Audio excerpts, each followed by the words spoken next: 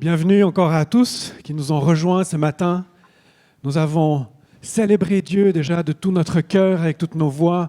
Et je vous invite à célébrer Dieu maintenant en se penchant sur la parole de Dieu, en écoutant ce que Dieu peut nous dire ce matin. J'ai préparé à partir d'un texte sur les fruits. Ça sera notre dernier volet sur la thématique « Portons beaucoup de fruits ». Et je me réjouis qu'on puisse continuer à porter du fruit. Celle de la terre, Carouge, ensemble, nous voulons porter du fruit parce que c'est notre appel, c'est ce que Dieu nous invite à vivre et il trace un chemin devant nous.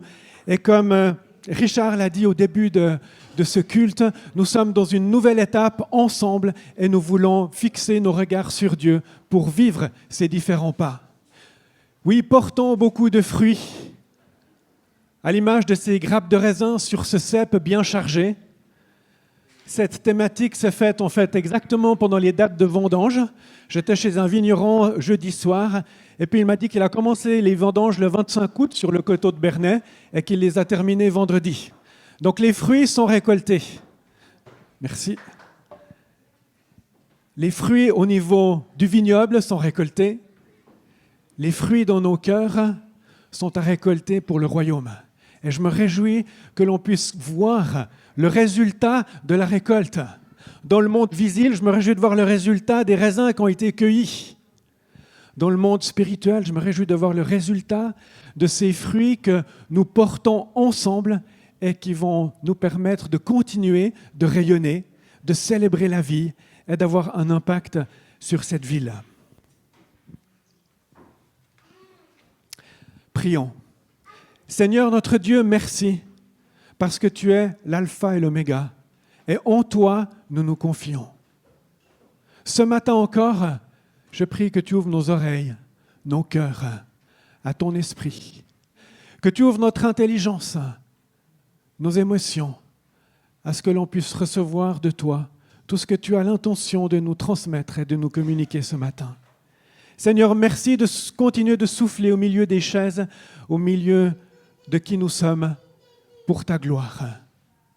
Aide-nous à porter du fruit à l'image de ce cep. Amen.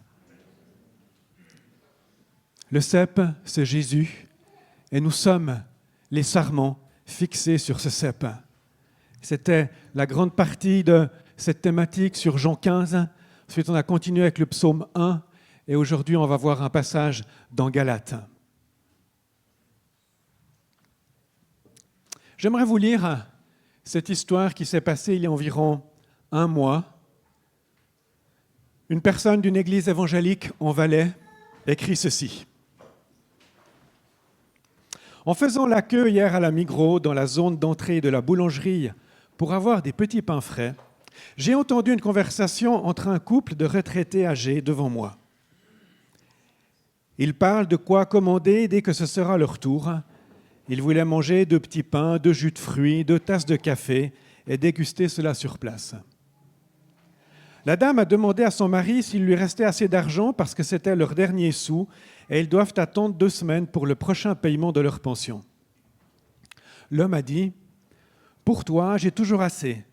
Ce que ma femme chérie veut pour son anniversaire, c'est ce qu'elle devrait avoir. » La phrase m'a fait sourire. Cet homme a su complimenter son épouse qui le regarde avec des yeux remplis de tendresse. Maintenant, c'était leur tour et ils ont passé leur commande. Le boulanger a tout mis dans les assiettes, a fait le café et l'homme est allé payer. La dame a déjà pris place au coin du siège avec son café et la première assiette. L'homme est resté pour payer. Quand le boulanger a annoncé le prix, on pouvait voir la panique dans les yeux de l'homme. Il a regardé dans son portefeuille et n'avait malheureusement pas assez d'argent avec lui. Le paiement par carte n'a pas fonctionné non plus. Alors il a rendu son jus et son petit pain. Les gens derrière moi dans la queue ont déjà commencé à râler et l'homme est allé s'asseoir dans le coin du siège, la tête baissée. Maintenant, c'était enfin mon tour. Sans trop réfléchir, j'ai fini ma commande et j'ai dit à la caissière de me charger le plat avec le pain grillé et la commande du monsieur en plus, et je leur ai acheté 2 gaufres fraîches. J'ai pris l'assiette, Je suis allé chez le couple plus âgé. « Désolé, vous avez oublié votre assiette, leur ai-je dit, et j'ai fait un clin d'œil au monsieur. Je me suis assis à une table et j'ai bu mon café tranquillement. Portant beaucoup de fruits. » Et c'est un fruit tel que cette histoire, que cet homme a pu comme transmettre de la générosité, de la compassion à ce couple qui en avait besoin dans ce jour anniversaire particulier. Portons du fruit, ce n'est pas juste dans les quatre murs, même si c'est hyper important, et on en a beaucoup parlé, je le mentionnerai encore ce matin, mais c'est là où vous êtes pendant la semaine, que ce soit à la Migros, sur votre lieu de travail, à la maison évidemment. Une personne de la paroisse me disait que cette semaine, elle avait eu l'occasion pendant la pause de discuter avec une autre personne qui était très affectée, très tendue par rapport à une situation personnelle. Et la discussion a pu se terminer en priant, elle a prié pour elle, elle a béni. C'est des fruits qui sont disséminés et qui sont apportés et qui permettent au royaume de Dieu de s'étendre. Alors ce matin, j'aimerais voir ce texte de Galates 5, 22, qui est bien connu. Tu peux afficher le texte, s'il te plaît. Le fruit de l'esprit, c'est l'amour, la joie, la paix, la patience, la bonté, la bienveillance, la foi, la douceur et la maîtrise de soi. Voilà, si vous pouvez les relire vite.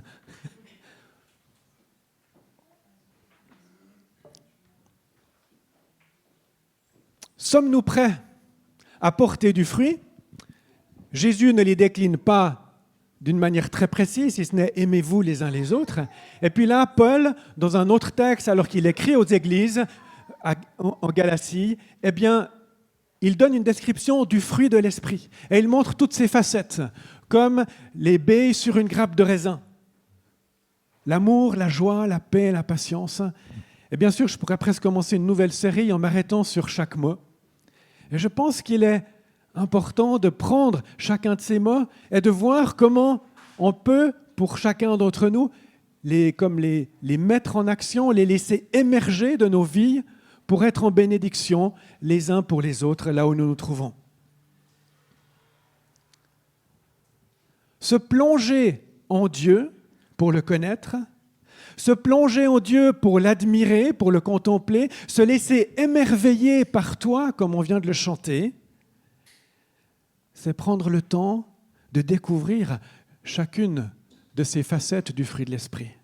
Lorsque je me plonge en Dieu, je vais découvrir sa bienveillance, sa bonté ou sa patience, la maîtrise de soi.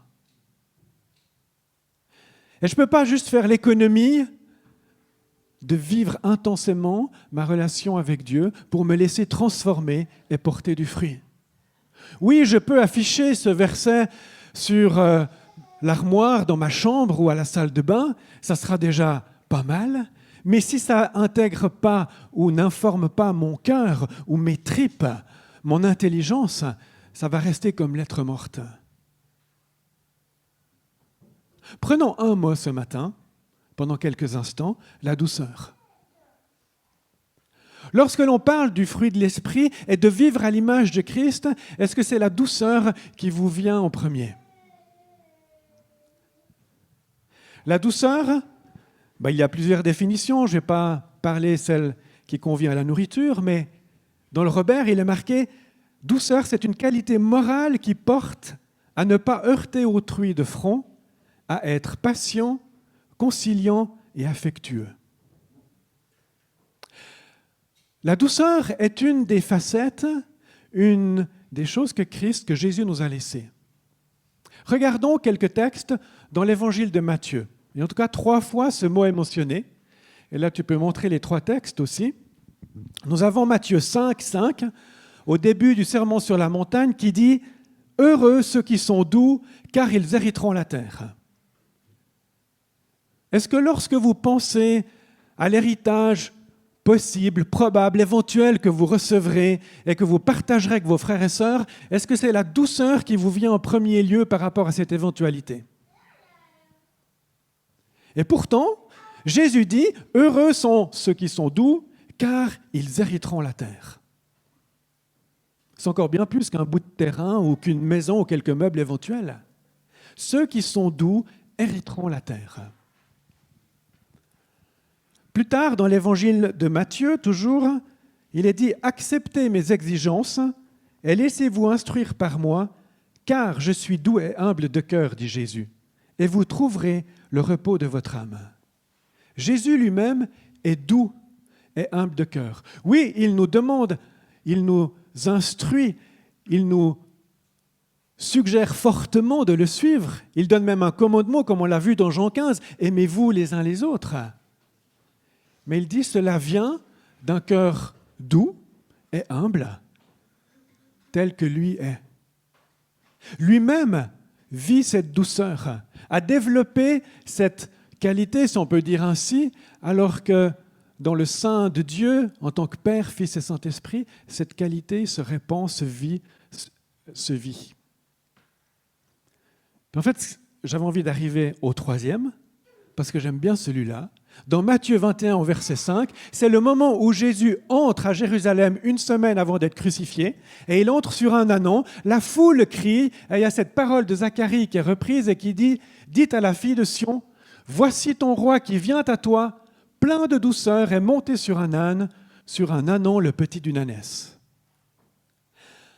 Jésus est plein de douceur alors qu'il arrive comme le roi, qu'il est acclamé.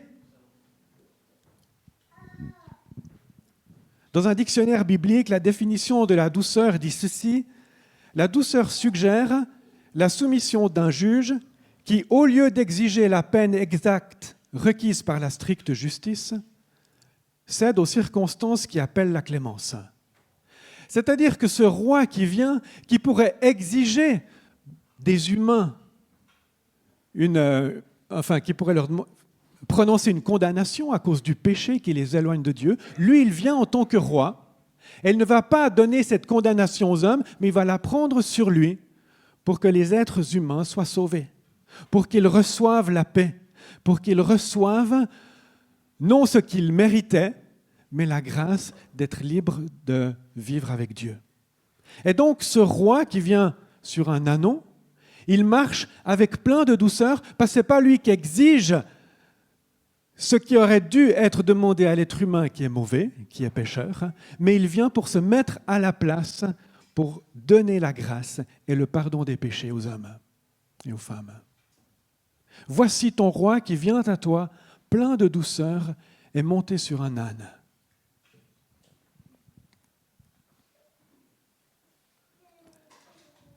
Et ça fait réfléchir. La manière dont on vit la douceur, ce n'est pas une qualité qui me semble être beaucoup mise en avant, mais elle est adressée à tous ceux qui suivent Jésus. Et si nous portons du fruit, eh bien, c'est en tout cas une des facettes du fruit de l'esprit que nous pouvons manifester.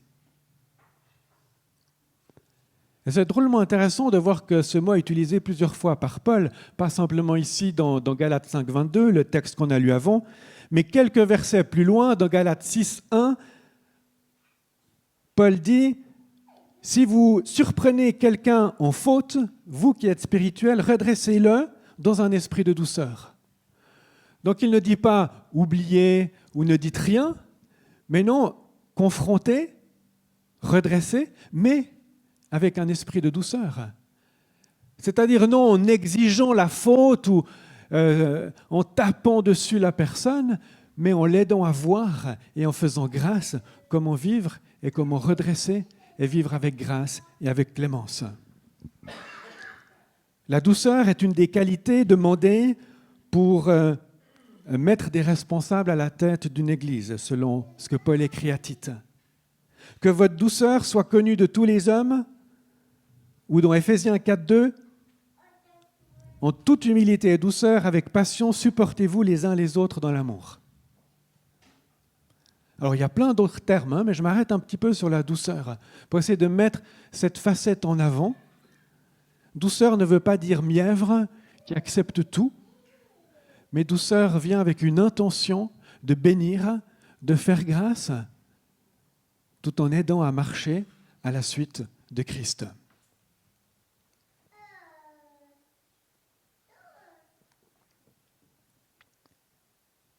Deux autres textes, un dans Ézéchiel, l'autre dans l'Apocalypse, nous montrent le prophète Ézéchiel et l'apôtre Jean qui chacun avale ce qui est dit comme un bout du rouleau du livre ou un bout de la Bible. C'est comme ils l'avalent et c'est marqué qu'une fois qu'ils l'ont avalé, c'était doux dans leur bouche. Donc ils avalent, ils mangent la parole de Dieu, littéralement, selon les textes qui nous sont donnés, et cela est doux dans leur bouche. C'est étonnant, non? Un encouragement pour nous d'avaler ces paroles qui sont écrites, de les lire, les méditer et les digérer. Donc toutes ces qualités du fruit de l'esprit que nous avons lues, l'amour, la joie, la paix, se développent alors que nous sommes en relation. Dieu, qui est Père, Fils et Saint-Esprit, en son sein, il y a la joie, l'amour, la paix, la maîtrise de soi, l'humilité, la bienveillance. Toute cette liste est là. Et ça s'est développé alors que le Père, le Fils et l'Esprit sont en relation de toute éternité. Et ainsi, pour nous, c'est en relation que nous allons développer ces fruits de l'Esprit. En relation ici dans la communauté, dans nos familles respectives, mais aussi lorsque nous sommes justement à la Migros, au travail ou ailleurs. Comment est-ce que je peux être bienveillant si je suis tout seul dans ma maison? Comment est-ce que je peux exercer la maîtrise de moi si j'ai personne qui de temps en temps vient me titiller, voire m'énerver? Et c'est justement quand je suis en relation avec des personnes autour de moi que je vais apprendre à développer ces qualités et que ce fruit de l'esprit va faire plus sens et que je manifeste ainsi mes qualités ou ce que je peux donner aux autres. Est-ce que ce soir, à la maison, lorsque mon enfant me posera pour la 15e fois la même question, je vais garder toute la maîtrise de moi? C'est là que le test vient. Ce n'est pas maintenant alors que vous êtes tous bien alignés à me sourire. Même si j'apprécie. Et continuez.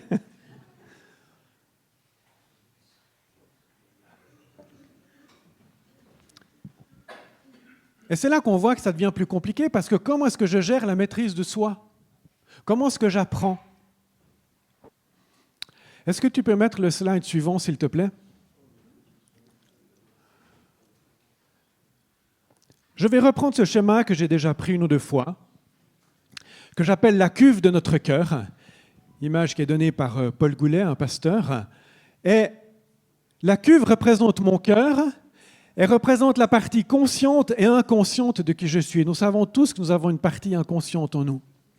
Et lorsque je reçois une information, c'est la flèche rouge, elle entre dans mon cœur, et puis ensuite elle ressort en disant ou en traduisant quelque chose. Si je reprends l'exemple de cet homme en Valais, l'autre jour, il a une information, c'est qu'il voit ce couple qui veut célébrer la fête de madame, mais qui n'a pas assez d'argent pour un café. Et cette information entre en lui, et puis un moment après, elle ressort, et de cette information, de cette situation, il prend la décision de payer ce qui manquait et d'apporter le complément de déjeuner à ce couple pour qu'il puisse vivre et se réjouir lors de cette fête anniversaire.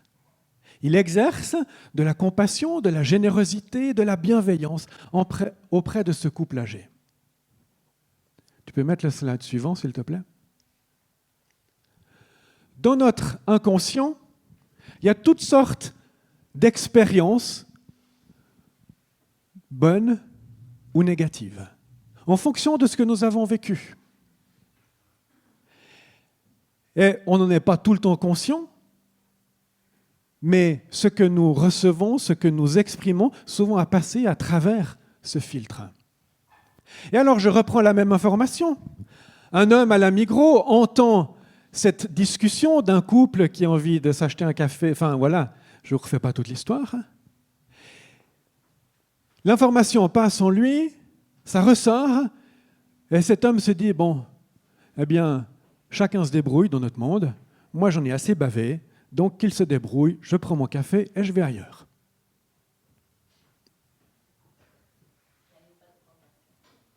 Il manque de la compassion. Peut-être que cet homme a vécu des choses difficiles ou à certains moments, personne ne lui a fait un geste de bienveillance ou de générosité et puis il en a été blessé ou meurtri. Et peut-être même sans se souvenir exactement de chaque événement, face à cette situation, il réagit très négativement et il n'a surtout pas envie d'étendre sa main ou son porte-monnaie pour cette situation.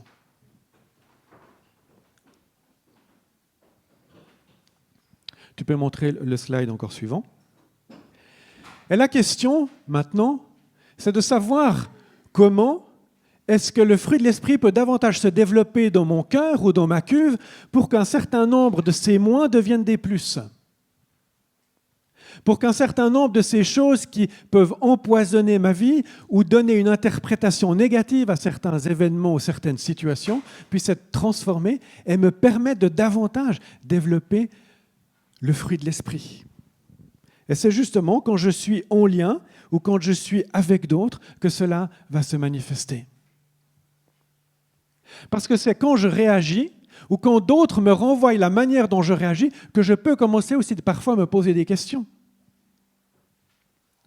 Si quelqu'un te dit, ou si plusieurs personnes de ton entourage pendant 1 ou 2 semaines te disent « Ah mais tu es vraiment susceptible, tu réagis toujours de la même manière ». Si tu es tout seul dans ta chambre, personne ne va te le dire, tu ne vas même pas remarquer que tu es susceptible.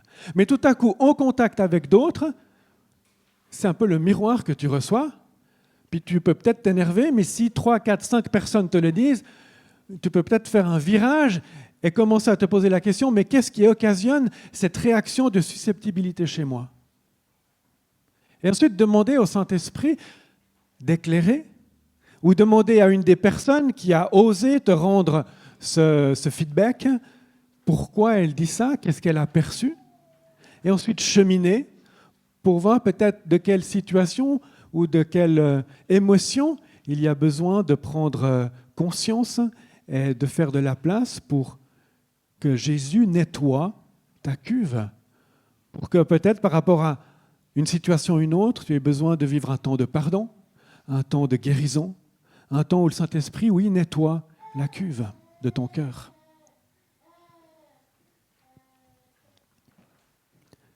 Portons du fruit ensemble.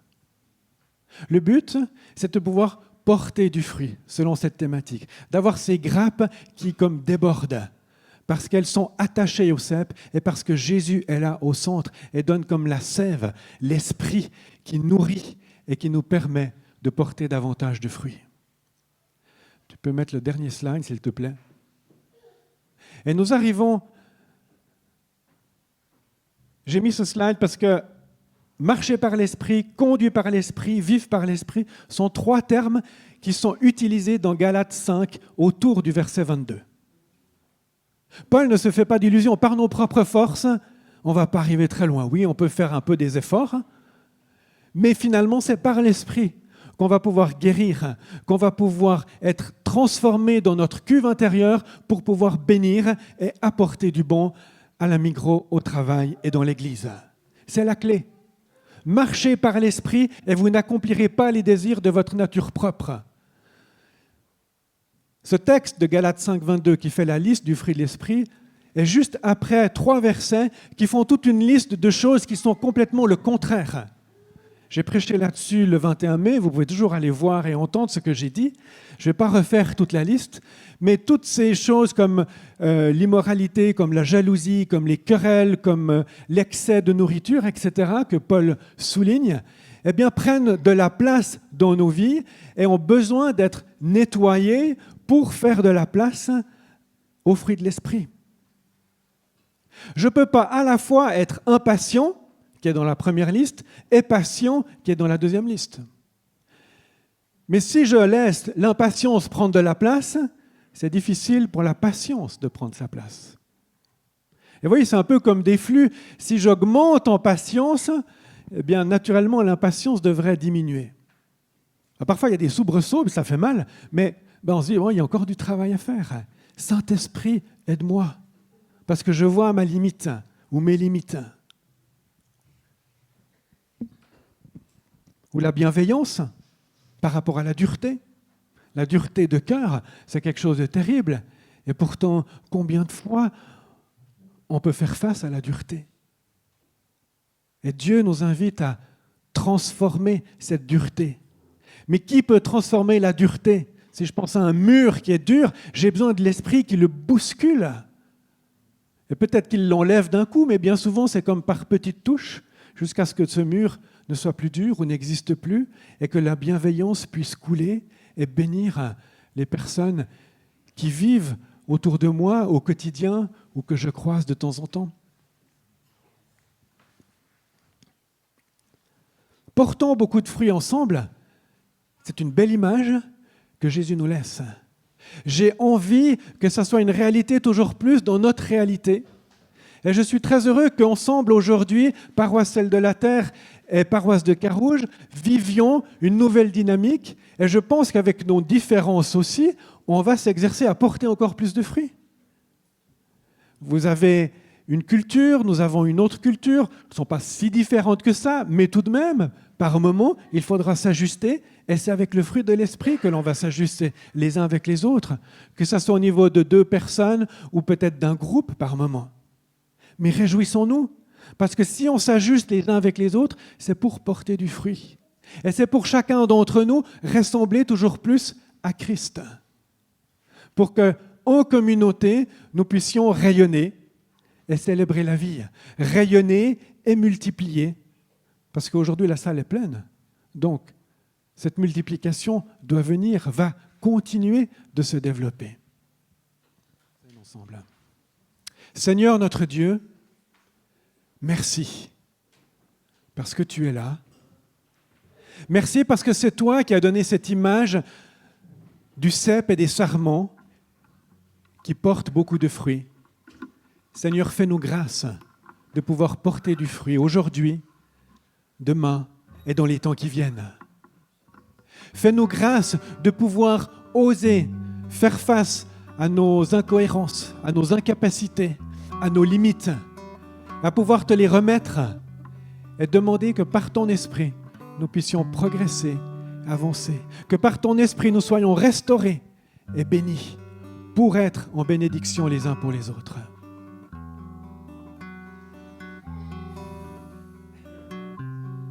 Je vous invite à écouter Dieu quelques instants, écouter l'Esprit qui peut vous donner une pensée ou quelque chose par rapport à ce fruit qui se développe en vous.